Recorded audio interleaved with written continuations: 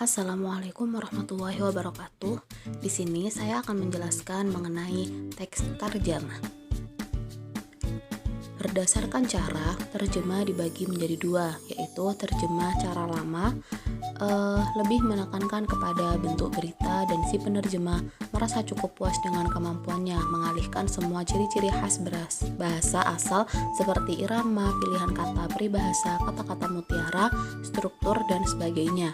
Terjemah cara baru yaitu yang lebih dipentingkan dalam penerjemahan bukan bentuk berita, melainkan bagaimana penerimaan si pembaca, dan penerimaan ini kemudian dibandingkan dengan bagaimana penerimaan oleh penerima asal dalam bentuk yang asli.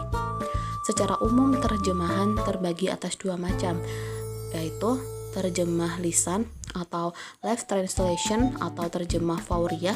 Penerjemahan dituntut untuk mampu mengalihkan bahasa dan ujaran secara langsung, cepat dan tepat, tanpa ada kesempatan untuk memperbaiki unsur-unsur bahasa dan ujaran yang salah atau tidak tepat padanan artinya. Seorang penerjemah lisan diisyaratkan mampu berbicara fasih dan lancar, baik dalam bahasa sumber maupun bahasa sasaran, memiliki pengetahuan luas, dan mampu menafsirkan apa yang diungkapkan oleh penutur bahasa sumber. Oleh sebab itu, penerjemah lisan biasa disebut interpreter atau penafsir.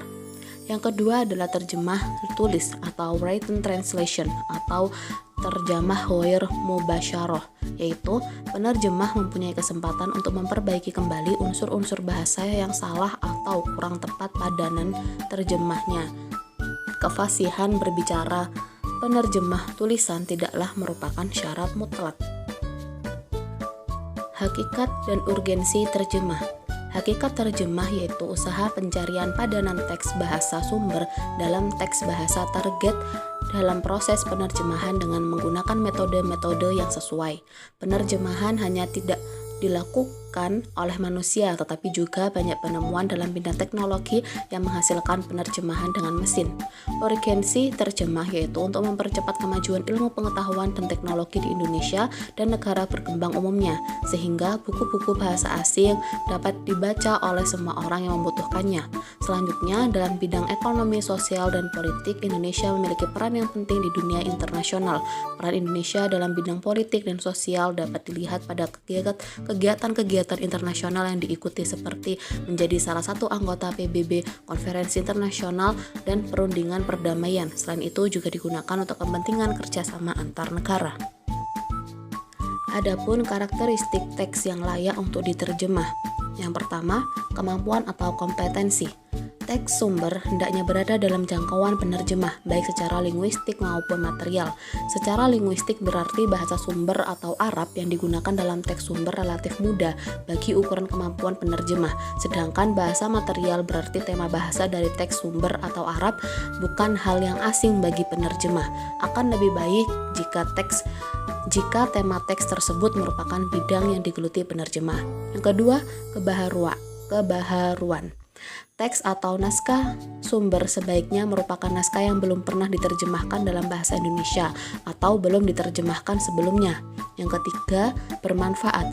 Orientasi manfaat buku untuk publik atau pembaca adalah hal yang penting untuk dijadikan pertimbangan dalam pemilihan buku yang hendak diterjemahkan.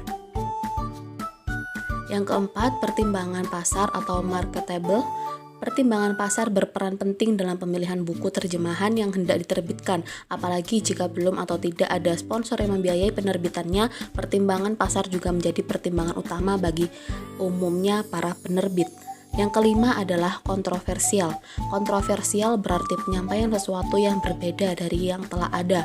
Menerjemah merupakan salah satu cara yang sangat efektif untuk membandingkan karya-karya yang berbeda dari yang telah ada. Hal ini memang positif, namun faktor keamanan tetap harus dipertimbangkan, baik bagi penerjemah maupun penerbit.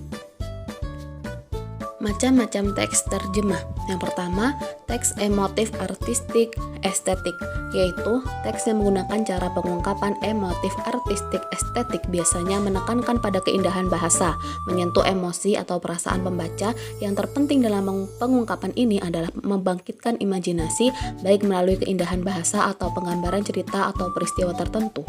Cara pengungkapan seperti ini digunakan dalam teks-teks sastra atau seni. Yang kedua adalah teks ilmiah teoritis abstraktik.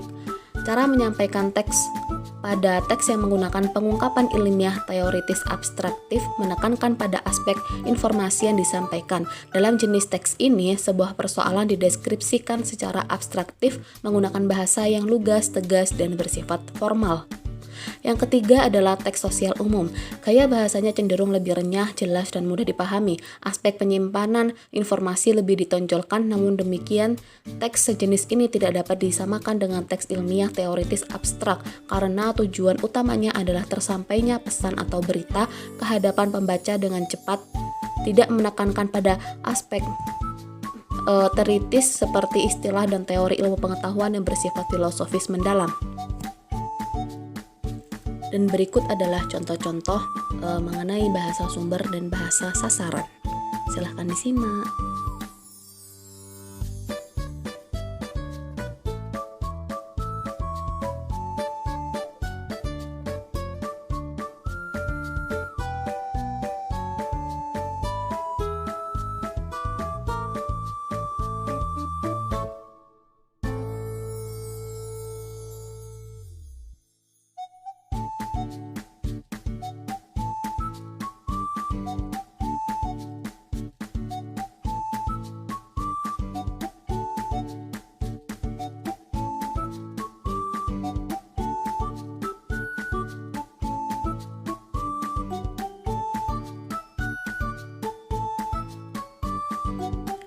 Teks tersebut menggunakan gaya pengungkapan ilmiah, sosial, umum. Teks itu berisi tentang ajaran kepada para pembaca untuk mengenali jenis kulit. Bahasa yang dipakai cukup jelas dan tegas, tidak bertele-tele dan terjebak pada penggunaan bahasa hiperbol. Pesan yang disampaikan setegas mungkin karena teks didesain untuk memberi pengetahuan kepada pembaca dan mendapatkan untuk mengenali kondisi kulit tertentu serta menyuguhkan panduan praktis untuk mengatasinya. Sekian dari yang saya sampaikan, semoga bermanfaat. Wassalamualaikum warahmatullahi wabarakatuh.